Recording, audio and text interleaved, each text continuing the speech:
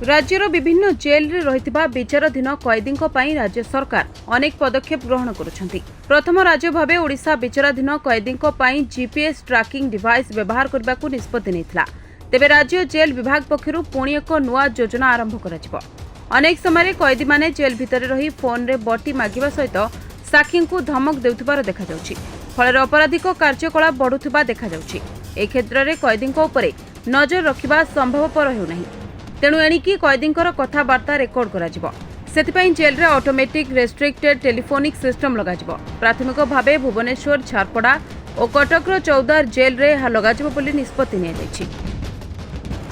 वर्तमान समय राज्यर प्रति जेल रे 3 रु 4टी लैंडफोन रहितबा बेले कैदी माने निजर इच्छा मुताबक कथबार्ता होई पारुछंती। एपरिकी किछि हाथ गुंजा देई घंटा घंटा धरी वार्तालाप करुथबार मध्ये देखा जाउछि। एहा फଳରେ अपराधिक कार्यकलाप वृद्धि पाउछि। एही टेलीफोनिक सिस्टम लागिबा फଳରେ कैदी तांकर संपर्कीय वकील जहा सहित कथबार्ता हेबे ताहा रेकर्ड होई परिबो। आवश्यक स्थले उक्त रेकर्डिंग को सुना जाय परिबो। फଳରେ कैदींक उपरे सहजरे नजर रखा जाय परिबो। ब्यूरो रिपोर्ट, आम ओडिया न्यूज।